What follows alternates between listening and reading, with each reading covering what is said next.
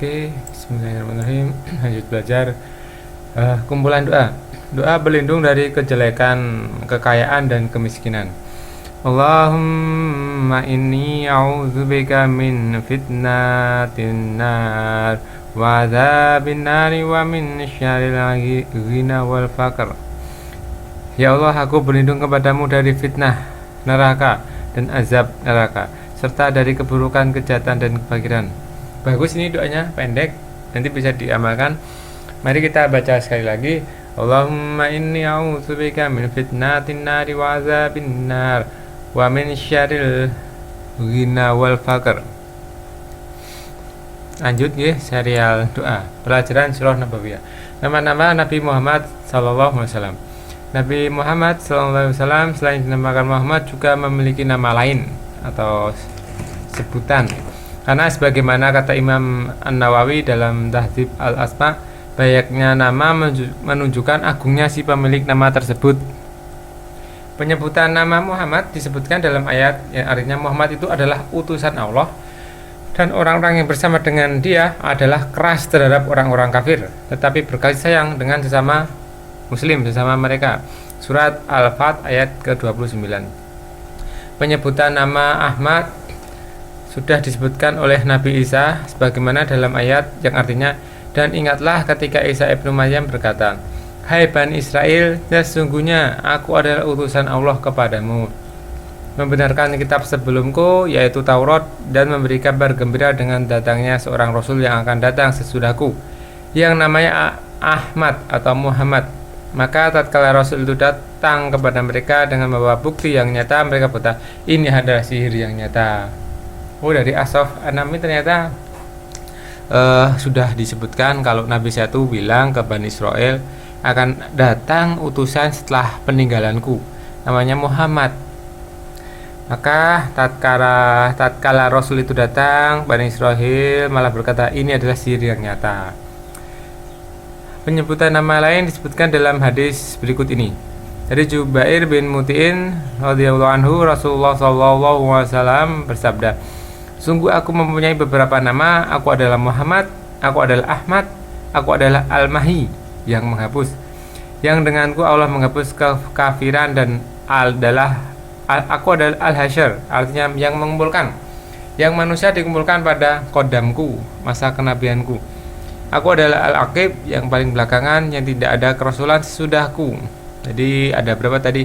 Ada aku adalah Muhammad, satu, kedua aku adalah Ahmad, yang ketiga aku adalah Mahi, menghapus kekafiran. Aku adalah Al-Hasyr, mengumpulkan mengumpulkan orang di masa kenabian terakhir, karena ini masa nabi yang terakhir. Yang keenam ada Al-Aqib, itu yang paling belakangan, karena tidak ada kerasulan sesudahku. Dari Abu Musa Al-Asy'ari radhiyallahu anhu, ia berkata, dahulu Rasulullah sallallahu alaihi wasallam bersabda, memperkenalkan dirinya pada kami dengan berupa nama. Beliau berkata, aku adalah Muhammad, aku adalah Ahmad, aku adalah Mukafi, mengikuti nabi sebelumnya. Aku adalah Hasyr, yang mengumpulkan. Aku adalah Nabi Taubah, dan aku adalah Nabi Rahmah. Penjelasan dalam Syarah Sahih Muslim karya Imam An-Nawawi, seseorang disebut Muhammad atau Mahmud karena ia memiliki sifat yang terpuji. Dengan alasan ini, kenapa Nabi kita Muhammad sallallahu alaihi wasallam dinamakan Muhammad dan juga Ahmad. Allah memang telah mengilhamkan kepada keluarganya untuk menamakan beliau dengan nama tersebut yang mengandung sifat yang mulia. Nabi Muhammad sallallahu alaihi wasallam dinamakan juga Al-Mahi. Yang dimaksud Al-Mahi adalah beliau yang menghapuskan kekufuran, karena dulunya itu negeri Arab kafir, penuh dengan kekufuran, maka Allah menghapuskan kekufuran ini yang ada di Makkah, ada di Madinah dan negeri Arab lainnya. Ada juga makna lain bahwasanya Nabi Shallallahu Alaihi Wasallam menang dengan hujah atau argumen yang sangat jelas, sebagaimana disebutkan dalam ayat yang artinya untuk dimenangkannya atas segala agama di surat At-Taubah ayat ke-33. Bisa juga disebut dengan Al-Mahi, yang bahwa Islam itu menghapuskan kesalahan sebelumnya, sebagaimana disebut di dalam firman Allah surat Al-Anfal ayat 38, katakanlah kepada orang yang kafir itu, jika mereka berhenti dari kekafirannya, niscaya Allah akan mengampuni mereka tentang dosa-dosa yang mereka sudah lalui. Juga terdapat hadis sahih, Islam menghapuskan ajaran sebelumnya, menyempurnakan. Al-Aqib berarti berakhir, yaitu tidak ada nabi selain Nabi Muhammad SAW. Al-Mukafi berarti sama dengan Al-Aqib. Kata Ibnul Arabi, Al-Mukafi adalah Al-Muttabi li'an anbiya, yaitu mengikuti para nabi, karena ajaran beliau sama dengan ajaran nabi sebelumnya, yaitu ajaran tauhid dan memberantas syirik. Al-Mukafi ya, mengikuti nabi-nabi sebelumnya, karena ajaran beliau masih sama dengan ajaran sebelumnya, yaitu tauhid dan menghilangkan syirik. Sedangkan disebut Nabi Taubah atau Nabiur Rahmah sesuai dengan penyebutan ayat atau yang tersebut, yang artinya tetapi berkasih sayang mereka, surat Al-Fat 29, dan saling berpesan untuk bersabar dan saling berpesan untuk berkasih sayang, Al-Balad ayat 17. Beliau juga disebut dengan Al-Malahim, yang yaitu artinya beliau diutus untuk berjihad melawan musuh Allah. Al-Malahim, diutus untuk berjihad melawan musuh Allah. Para ulama mengatakan ada juga nama-nama lainnya untuk Nabi SAW yang terdapat dalam kitab dan umat-umat terdahulu, Nabi Taubah dan Nabi Rahmah. Sudah ya tadi. Kenapa Nabi Muhammad SAW disebut Nabi Taubah? Ibnu Qayyim menjelaskan, karena lewat beliaulah Allah membuka pintu taubat bagi penduduk bumi.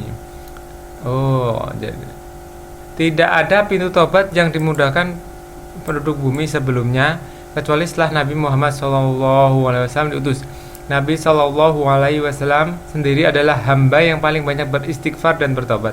Sampai-sampai dalam satu majelis pernah Nabi SAW mengucapkan 100 kali ucapan Rabbighfirli wa tub alayya innaka antat tawwabur rahim. Rabbighfirli wa tub alayya innaka antat tawwabur rahim. Ya Allah, ampunilah aku, terimalah tobatku, sesungguhnya Engkau Maha Penerima Tobat dan Maha Penyayang. Monggo kita amalkan ini. Nabi juga melakukannya. Rabbighfirli wa tub alayya innaka antat tawwabur rahim. Ya Allah, ampunilah aku, terimalah tobatku, sesungguhnya Engkau Maha Penerima Tobat dan Maha Penyayang. Nabi SAW juga mengatakan bahwa ia bertobat pada Allah dalam sehari 100 kali. Begitu pula tobatnya umat Muhammad adalah tobat yang paling sempurna, paling cepat diterima dan paling mudah. Sedangkan tobatnya umat sebelumnya sangat berat. Sampai-sampai tobatnya Bani Israel yang menyembah anak sapi, yang dulunya diperintahkan tobatnya itu diperintahkan untuk membunuh dirinya sendiri. Sedangkan tobatnya Muhammad hanya dengan menyesali, berhenti berbuat dosa. Inilah bentuk pemberian Allah pada umat Nabi Muhammad SAW. Kenapa Nabi Muhammad disebut Nabi Rahmah? Disebut Nabi Rahmah karena beliau diutus oleh Allah untuk rahmat bagi sekalian alam. Islam itu rahmat bagi orang mukmin juga orang kafir. Yang jelas orang beriman mendapatkan banyak rahmat, sedangkan orang kafir seperti ahli kitab masih tetap di bawah naungan dan kuasa beliau. Bahkan yang membunuh orang kafir yang sudah diberikan keamanan dan punya perjanjian itu adalah diancam neraka. Lanjut. Sampai mana ini? Oh iya, beliau dinamakan Al-Mutawakkil. Dari Atta bin Yasar, dia berkata, aku menjumpai Abdullah bin Amr bin As radhiyallahu anhuma, lalu aku berkata, kabarkan kepadaku tentang sifat Rasulullah yang ada di dalam Taurat. Dia menjawab, baiklah, demi Allah, sesungguhnya beliau itu diterangkan sifatnya dalam Taurat dengan sebagian sifat yang ada di dalam Al-Quran, yaitu, hai Nabi, sesungguhnya kami mengutusmu untuk menjadi saksi dan pembawa kabar gembira, pemberi peringatan, penjaga orang Arab, penjaga bagi orang-orang Arab. Kamu adalah hamba dan Rasulku, namamu adalah Al-Mutawakkil, bukan keras, bukan pula kasar. Allah Azza wa Jalla tidak mencabut nyawanya sampai dia berhasil meluruskan agama yang telah bengkok dengan mengatakan la ilaha illallah. Nabi SAW pantas diberi nama dengan Al-Mutawakkil karena beliau adalah orang yang paling bertawakal pada Allah dalam menegakkan Islam.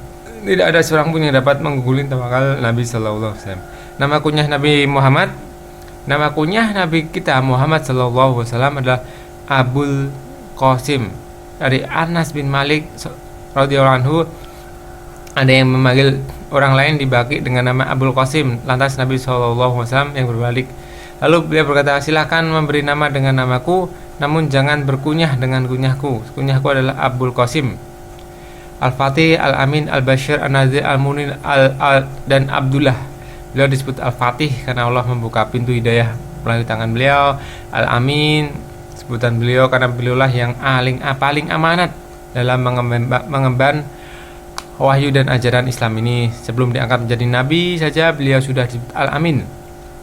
Beliau adalah yang paling amanah di langit dan di bumi.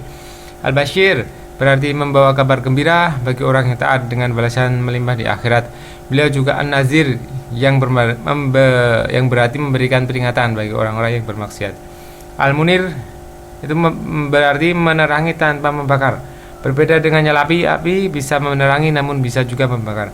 Beliau juga disebut dengan Abdullah, hamba Allah dengan beberapa ayat tersebut, dan bahwasanya tatkala hamba Allah Muhammad berdiri menyembah mengerjakan ibadah. Semoga bermanfaat untuk mendalami sirah Nabi kita Muhammad SAW. Assalamualaikum warahmatullahi wabarakatuh.